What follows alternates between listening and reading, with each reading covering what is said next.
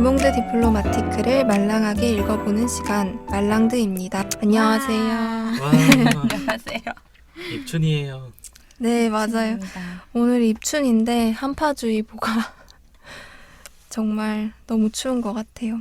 내일은 더 춥대요. 조심하세요. 감기 조심하세요. 네, 또 코로나 바이러스 때문에 다들 마스크 끼고 다니고 막 어디 많이 돌아다니지도 않는 것 같더라고요. 그래서 좀 다들 몸도 마음도 움츠러든 그런 느낌이에요.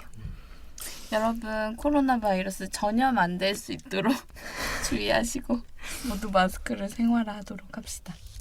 네, 그래서 얼른 바이러스가 잡혀서 다가오는 봄을 기쁘게 이렇게 맞을 수 있었으면 좋겠습니다. 구정 지나고 첫 녹음인데 벌써 2월호가 나왔어요. 오늘 방송에는 저희 패널이었던, 고정 패널이었던 한주님이 개인 사정상 이제 참석하지 못하셨고, 지난번에 게스트로 참여해주셨던 레오님이 나와주셨습니다. 그때 칠레 시위에 대해서도 너무 정리를 잘해주셔서 저도 많이 새로운 사실을 알아가는 시간이었는데요.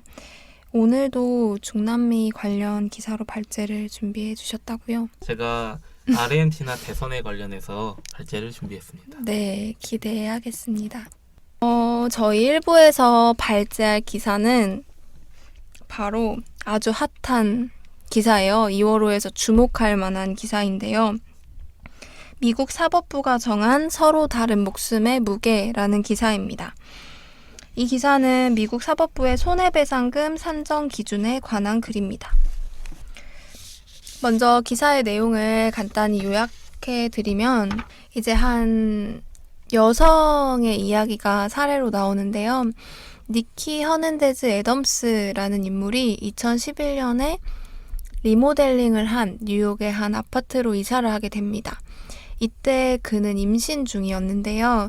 15개월 후에 정기검진 중에 아이의 혈중 남 농도가 높아서 더 이상 치료할 수 없는 수준으로 건강이 악화되었다는 사실을 알게 됩니다. 그래서 이제 집주인을 상대로 소송을 제기해서 3년간의 법정 투쟁 끝에 손해배상금을 받게 됩니다.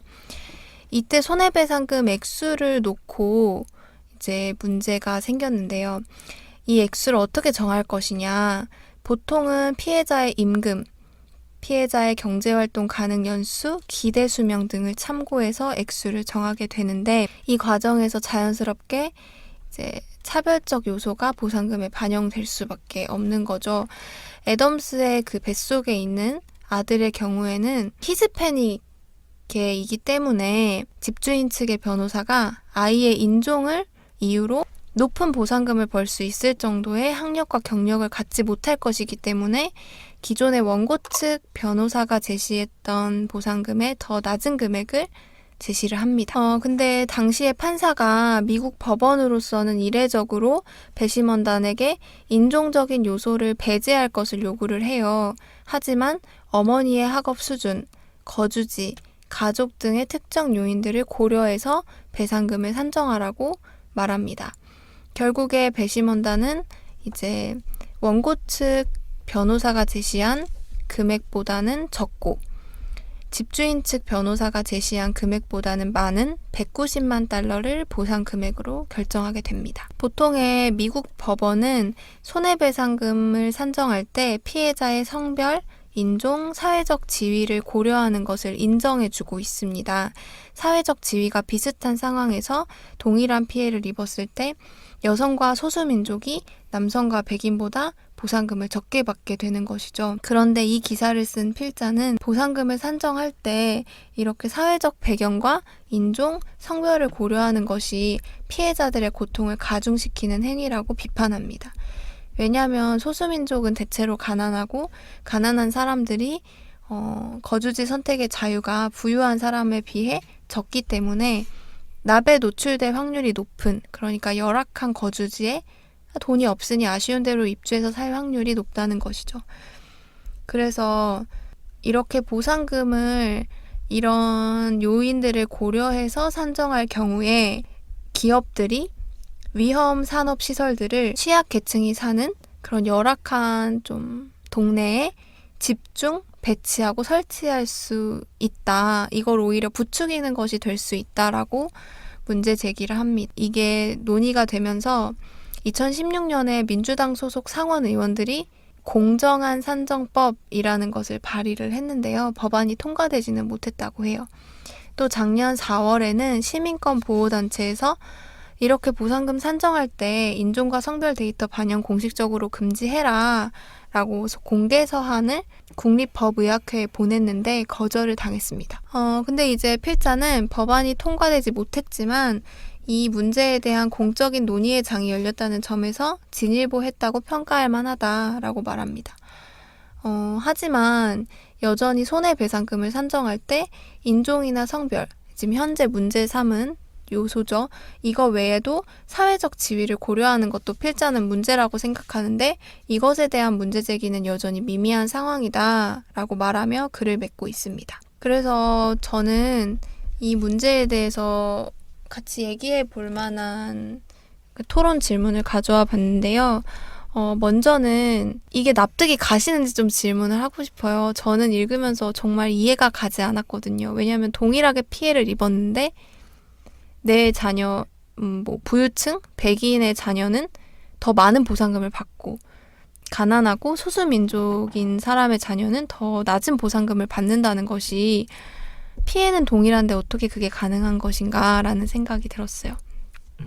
또 그 애덤스의 아들의 경우에 이 히스패닉계 아이가 미래에 벌어들일 소득을 그 아이의 인종과 부모의 사회적 지위 등을 기준으로 이제 예상해서 산정을 했잖아요, 보상금을. 이거는 너무 개인의 가능성이나 잠재력을 철저히 배제하는 그런 판단이 아닌가. 이걸 이렇게 예상할 수 있는가. 너무 운명론적 사고가 아닌가라는 생각이 들었어요. 저는 지금 이게 우리가 목숨에 관련된 거고 그걸 돈으로 치환하다 보니까 잔인하고 비합리적으로 느껴질 수 있지만 사실은 우리 현대사회, 자본주의 사회를 구성하는 거대한 원리가 여기서도 작동되는 거라고 봐요. 저는 공리주의라고 봅니다. 공리주의요? 네, 최대 다수의 최대 행복. 그리고 또 한 가지는 측정 가능성. 이거에 대해서 이제 현대 사회가 들어서는 거에 대해서 이제 막스 베버라는 사회학자는 주술 사회에서 끝나고 점점 세상이 합리화된다고 봤어요. 그리고 그 합리화의 가장 큰 특징은 모든 게 계산 가능해지는 거예요. 네. 우리가 가장 대표적인 건 저 맥도날드를 꼽을 수 있는데요. 음식을 만드는 방법이 매뉴얼화돼 있잖아요. 그리고 어디를 가든 그 맛을 느낄 수 있고 거기 있는 노동자도 노동 방식이 매뉴얼화됨으로 인해서 대체 가능하잖아요. 네. 그런 것과 마찬가지로 우리가 수많은 현대사회 정책을 결정할 때 이 합리주의와 공리주의가 적용이 된다고 봐요. 네. 사실 우리가 차를 탈 때 고속도로를 달릴 때도 제한 속도가 있잖아요. 근데 제한 속도를 낮추면 낮출수록 사람이 덜 죽겠죠? 속도가 느리니까. 네. 근데 우리가 그 적정 속도를 유지하는 거는 그 속도가 가장 많은 사람들의 공리를 채워주기 때문에 그렇게 하는 거예요. 그걸 더 낮출 수도 있어요. 그러면 사람은 덜 죽겠지만 효율성은 떨어져요. 그러니까 우리는 언제나 이런 합리성을 기준으로 사실 정책 결정을 해요. 그리고 그게 적용된 것 중에 하나가 전 보험이라고 봐요. 네. 보험이 대부분 민간 보험을 많이 이용하잖아요. 특히나 미국 같은 사회는 더 그렇고. 그럼 사실 보험회사도 그럼 그 측정 가능성 그게 똑같이 적용이 되는 거예요. 그럼 우리가 보험을 가입할 때 내가 이 정도 돈을 모으면 나중에 이 정도를 받겠다라고 예상하고 돈을 붓잖아요. 그다음에 이런 사고가 있을 때 배상금을 할 때도 잔인하게 들릴 수 있지만 다양한 요소들을 고려해서 배상금을 만드는 거예요. 어떻게 보면은 아까 얘기했던 그 수많은 계산 가능성이 목숨에도 적용이 되는 거거든요. 그리고 나이뿐만 아니라 사실 직업, 학력 그런 것들이 또 적용이 돼요. 그래서 저는 이것은 그 거대한 원리가 여기에도 역시 적용됐다라고 일단 현실적으로 보고요. 네. 이거에 대해서 문제 제기를 할 수 있다고는 봐요. 근데 이게 아주 특별한 일은 아닌 것 같아요. 현실적으로 어떤 합리적인 기준을 세워야 하니까 이 부분은 불가피하다고 보시는 건가요? 그러니까 그게 옳다, 그르다라고 갖고는 도덕적 논쟁을 할 수 있고 이거에 대해서도 네. 바꿀 수 있다고 봐요. 왜냐하면은 합리성에 또 비합리성이라는 말이 있거든요. 모든 게 너무 계산 가능해지면 이렇게 예상하지 못한 비합리성이 생겨요. 근데 저는 이게 거대한 원리가 여기도 적용되는 전 구조적인 문제라고 보는 거죠. 그렇다고 이거를 그대로 수용하자라는 건 아니고요. 어떤 메커니즘에 의해서 이 원리가 운영되냐라고 한번 생각을 해봤어요. 저는 이거 읽으면서 제가 기존에 가지고 있는 생각하고 너무 부딪히는 거예요. 네. 우선은 이 배상금이라는 것 자체가 손해를 회복하게 하는 어떤 비용이라고 생각을 했을 때 피해자가 받는 금액이잖아요. 어떤 그 사람의 삶에 미치는 피해의 크기에 따라서 받는 금액인데 사실상 돈이 있으면 그 피해를 회복하는데 굉장히 쉬울 거란 말이에요. 그쵸. 기존 사회적 본인 개인이 가지고 있는 사회적 지위가 높으면 높을수록 그 피해를 부담하고 또 회복할 수 있는 데 들어가는 아마 개인의 비용이 훨씬 적을 거라고 생각해요. 어떤 상대적인 비용이.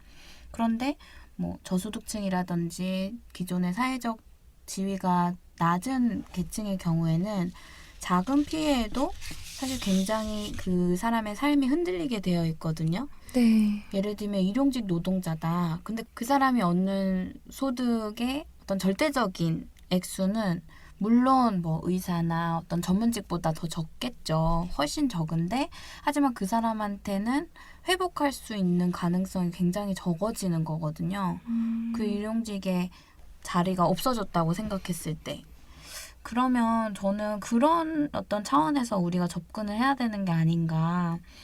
마지막에 이 글에서 제가 의문을 가졌던 거는 사회적 지위를 상관하지 않고 동일하게 보상금을 지불해야 되는 건가? 라는 의문을 던질 수가 있는데 저는 오히려 사회적 지위를 고려를 하되 현재 지금 고려되고 있는 방향과 정반대의 방향으로 고려가 돼야 하는 것은 아닌가라는 생각을 해봤어요. 차등적으로 좀 더 사회적 불평등이나 어떤 피해에 대한 회복력을 가질 수 있게끔 사회적 불평등을 조정할 수 있고 또 피해에 대한 회복력을 적절하게 가질 수 있게끔 반대로 적용이 돼야 되는 게 아닌가라는 생각이 들더라고요. 근데 그렇게 되면은 일단 민간 보험 체계에서는 저는 어렵다고 보거든요. 그렇죠. 민간 보험에서는 전 불가능할 거라 보고 왜냐면은 그 주인님이 말씀하신 원리는 필요한 사람한테 필요한 만큼 주자라는 그렇죠. 내용이 되거든요. 그러면은 이것은 돈을 붓고 받는 이 자본주의 논리에서는 일단 벗어나기 때문에 근데 그걸 국영 방식으로 모든 국민이 합의하는 방식의 보험이 있다면 그런 식으로 했을 때는 대안이 될 수 있을 것 같아요. 저는 이게 지금 사법 체계에서의 논란이기 때문에 그런 부분에서 왜 이걸 이런 식으로 판단을 했을까? 히스패닉계라고 해서 얘는 교육의 기회가 훨씬 적을 것이고 앞으로 경제적인 수익을 얻을 확률이 더 높은 수익을 얻을 확률이 적을 것이다 라고 판단하는 것 자체가 굉장히 잘못됐다고 생각을 하고 오히려 그런 판단을 했다면 더 많이 줬어야 되는 게 아닌가. 더 많이요. 네, 더 많은 손해배상금을 줘야 되는 게 아닌가라고 생각을 했어요. 저는 오히려 반대로. 왜냐하면 이 네. 사람이 회복할 가능성이 더 없기 때문에. 히스패닉이고 뭐 교육도 별로 못 받을 건데 이렇게 장애까지 있으면 더 힘들어지는 거잖아요. 이 사람이 그 장애라는 요소에 얻는 타격이 더 크기 때문에 그 사람의 삶에. 저는 그렇게 생각을 했는데 결과는 완전 정반대로 매겨졌다는 게 좀 놀랬었고 저는 사실 한국에서의 외제차와 일반 차량의 교통사고를 떠올렸어요. 이 네. 글을 보면서. 외제차 끌고 다니면서 고의로 사고 내는 사람도 잡혔어요. 작년에 아마 그런 일이 있었을 거예요. 20명 넘게 어떤 20대 남성이 외제차를 가지고 다니면서 일부러 사고를 내고 거기에 있는 보상금을 받는. 왜냐면 뭐 동시에 사고가 나도 본인이 얻을 수 있는 금액이 훨씬 크잖아요. 절대적인 금액이. 저는 그런 생각이 들더라고요. 내가 만약에 사회적 지위가 높은 사람이고 하면 지금 기사에서 나오는 시스템 하에서는 사고가 나면 금방 회복할 수 있을 거고 그거에 따른 배상금을 훨씬 더 많이 얻을 수 있는 구조겠구나 라고 생각이 들었어요. 한국이 이런 식으로 정말 큰 배상금을 받을 수 있다면 보험 사기치고 이런 사람 훨씬 더 많을 것 같아요. 그 배상금이라는 게 이 사람이 그러니까 다치지 않았더라면 아프지 않았더라면 앞으로 사회에 기여할 수 있는 경제적 가치를 산정해서 어쨌든 책정하는 그렇죠, 것이기 사실. 때문에 이제 주인님께서 말씀하신 부분이 이해는 가지만 실제적으로 예, 조금 어려울 수 있겠다는 생각이 들었고 근데 이제 여기서 인종으로 차별적인 보상금을 책정을 했다면 저는 이게 법이 암묵적으로 사회적 차별을 용인한 게 되는 건 아닌가라는 생각도 들었어요. 맞아요. 저는 처음에 이게 사회적 지위 자체를 반영을 한다고 했을 때 사회적 지위 내에는 이미 인종적인 거, 성별적인 어떤 차별 요인들이 다 반영이 되어 있는 상태잖아요. 네. 그렇기 때문에 거기에다가 또 다시 한번 그러니까는 사회적 지위라고 했을 때 그 사람이 가지고 있는 직업이라든지 소득이 얼마나 되는지 이런 것들을 고려하는 것 이상으로 어떤 인종을 가지고 있는지 이런 것들이 계속 중첩돼서 차별을 하니까 그게 굉장히 문제라고 느껴졌어요.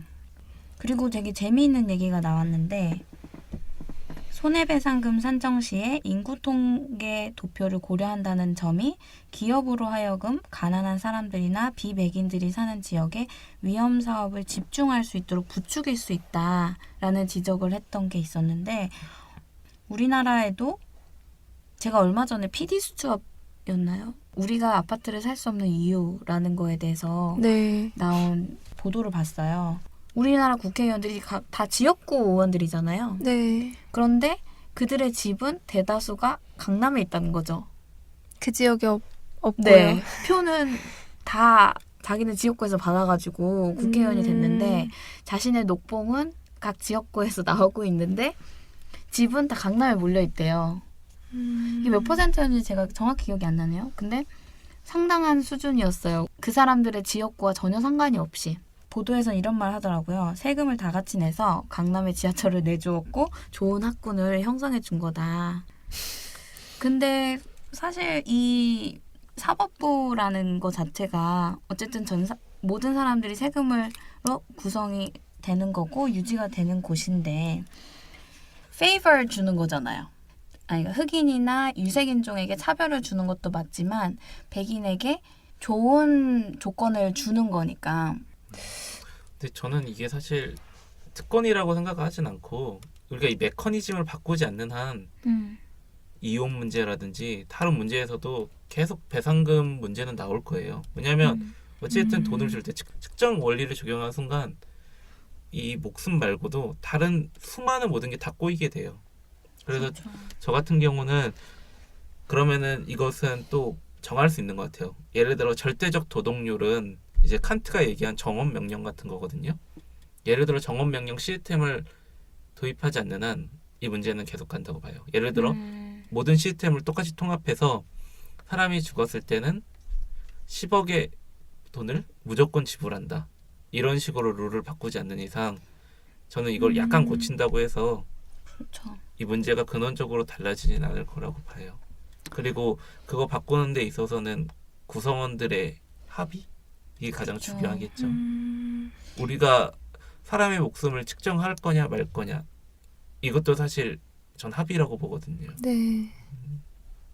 그리고 그 거주지와 위험 시설에 관련해서는 전 이것도 수요 공급 법칙이 적용된 거라고 봐요. 우리도 어떻게 보면 위험한 데서 지금 벗어나서 살고 있어요. 서울에 원자력 발전소 없잖아요. 네. 저쪽 다 경주나 이쪽 경상도 이쪽 해안가 그쵸, 벨트에 있고 해안가에. 그다음에 폐기물 시설도 지금 여기 없잖아요. 그 지역에서 반대를 한 것도 있지만 요새는 유치를 하기도 해요. 왜냐면 이거라도 있어야 지역이 먹고 산다. 그래서 우리나라는 아직까지 그 정도는 아니지만 우리나라도 태백시가 그랬고 일본의 지금 지방 도시들은 교도소마저 유치를 하려고 해요. 왜냐? 미국도 그래요. 네, 왜냐면 그게 있어야 이제 물류도 들어오고 먹고 사는 것도 생기니까. 그렇죠. 그래서 위험한 시설을 어느 지역에 두냐에 있어서는 이 수요 공급 법칙이 적용될 수밖에 전 없는 것 같아요. 그렇다고 우리가 그럼 우리 원자력의 위험을 덜하기 위해서 도마다 하나씩 짓자. 그러면 여기 서울에도 몇 개 생겨야 될 거예요. 그렇죠. 네. 그리고 가장 중요한 거는 이런 시설을 우리가 어차피 둘 수밖에 없잖아요. 우리가 지금 다 없앨 수 없으니까. 그래서 제가 생각에 가장 중요한 거는 그게 얼마나 민주적이고 합리적으로 결정이 되냐. 예를 들어 원하는 지역들도 있단 말이에요. 그나마. 그럼 그런 지역에서 구성원들끼리 내부 토론을 하고 이익 배분을 어떻게 하고 이런 데서 토론이 정착되는 이런 민주적 거버넌스가 오히려 전 필요하다고 봐요. 위험 관리는 피할 수 없기 때문에. 이게 쉬운 문제가 아니기 때문에 사회 구성원들 간의 합의 과정이 중요하다는 말씀이신 것 같아요. 맞아요. 예를 들어 그런 폐기물이나 이런 걸 지을 때 너무 일방적으로 강행해버리면은 그 구성원들도 동의하지 못하고 예를 들어 거기서 위험이 자꾸 일어나서 피해자가 자꾸 생겨도 갈등만 더 커지게 되기 때문에요. 네. 저는 이 기사 읽으면서 처음에는 그냥 와, 되게 재밌다 생각하고 읽었어요. 왜냐하면 잘 몰랐던 얘기니까. 근데 또 막상 이렇게 꼼꼼히 살펴보니까 굉장히 어려운 기사더라고요. 왜냐면 제가 법을 잘 모르고 보상금이 어떤 기준으로 산정이 되는지 모르기 때문에 제 선에서 소화하기가 되게 좀 어려운 기사였는데 확실히 법이 되게 비정하다는 생각을 많이 했어요. 그러니까 이렇게 딱 개인을 그 사람이 사회에 이렇게 기여할 경제적 가치로 환원해 버리니까 그 사람의 가치를 진짜 잔인하다라는 생각이 들었고 이게 여기서는 지금 이제 일반 피해로만 사례가 나왔지만 실제로 사람이 죽었을 때 동일한 뭐 비행기 추락 사고로 사람이 죽었을 때 인종에 따라서 다르게 보상금을 준 그런 거를 들었을 때 실제로 내가 그 당사자라고 한다면 나의 인종을 이유로 내가 목숨값이 덜 매겨지는 게 얼마나 이상하잖아요. 사실 그게 목숨값이라는 것도 이상하지만 네. 그래서 뭐 구체적으로 그래서 대안이 뭐야? 라고 묻는다면 할 말은 없지만 이상하다? 좀 잘못된 것 같다라는 생각은 했고요. 그리고 산재랑 일반 피해를 좀 구분할 필요는 있을 것 같아요. 예를 들어서 내가 일을 하다가 손을 쓰면서 노동을 하는 사람인데 기계에 손이 잘렸어요. 그러면 앞으로 내가 이걸 계속 일을 했을 때 벌어들일 소득을 이제 산정해서 보상금의 액수를 결정하는 거는 이해가 되지만 예를 들면 우리도 가습기 살균제 피해 사건이 있었잖아요. 그렇게 내가 피해를 당했는데 예를 들면은 뱃속에 있는 태중의 아이가 이제 기형으로 태어날 수밖에 없다든지 아니면 사산이 됐는데 그거를 너는 뭐 저소득층이니까 이 아이 어차피 태어나봤자 뭐 얼마나 대단한 일 했겠어? 비슷한 일 하면서 살았겠지? 그러니까 이 아이의 가치는 얼마야 해서 피해 보상을 해주고 또 다른 사람은 뭐 우리 집은 다 서울대야 대대로 다 의사 집안이야. 그래서 이 아이는 의사가 됐을 텐데 미래의 그런 의사를 너희들은 잃었어. 그러니까 더 많은 보상금을 줘야 해라고 한다면 얼마나 반발이 크겠어요. 그래서 이 부분도 사실 짧은 기사여서 구체적으로 나오진 않았지만 구분을 해서 생각을 해야 한다고 생각했어요. 그리고 저도 이 얘기 들으면서 우리가 자본주의 사회에 살고 있을 때 그래서 이런 질문이 필요한 것 같아요. 돈으로 살 수 있는 것과 살 수 없는 것이 그럼 뭐냐? 이건 어떻게 마이크 샌들이 했던 질문이고요. 아까 건희님이 얘기했던 거에 대해서 그런 질문을 던져볼 수 있겠죠. 우리가 아무리 시장 경제 질서에 살고 그것이 세상을 돌아가게 하지만 어디까지 허용할 것인가? 그리고 아까 따로 대안이 없다고 하셨는데 제가 생각하기에는 세상이 그나마 한 번씩 달라지는 거는 건님처럼 생각하는 사람이 많아지면 달라지는 것 같아요.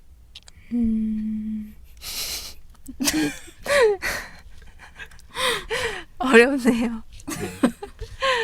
왜냐면 인간 사는 사회에서 이런 문제는 특히나 전 절대 진리가 없다고 생각하기 때문에 네, 맞아요. 사람들의 생각이 이게 정의라고 하는 사람이 많아지면 네, 이게 또 달라질 수 있지 미국은 않을까. 또 판례법이잖아요. 판례법이기 때문에 또 그런 점에서 또 새로운 합의들이 도출이 되고 할 수 있을 것 같아요.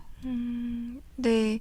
지금도 이제 연방정부 차원의 새 법안이 하원에서 검토될 예정이다라고 기사에서 이제 언급돼 있기는 했는데, 긍정적으로 본다면 법안이 통과될 가능성이 없다고 하더라도 이런 논의가 공적인 장에서 시작이 됐다는 거니까 의미가 있는 것 같아요.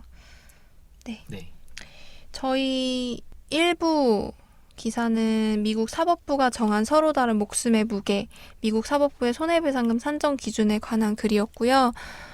이 기사는 여기서 이 정도로 정리를 하면 좋을 것 같고, 2부에서 레오님이 준비해 오신 중남미 관련 기사, 아르헨티나의 네, 페르난데스가 부활시킨 아르헨티나 좌파라는 네. 기사로 결제하겠습니다. 그 기사로 다시 찾아오겠습니다.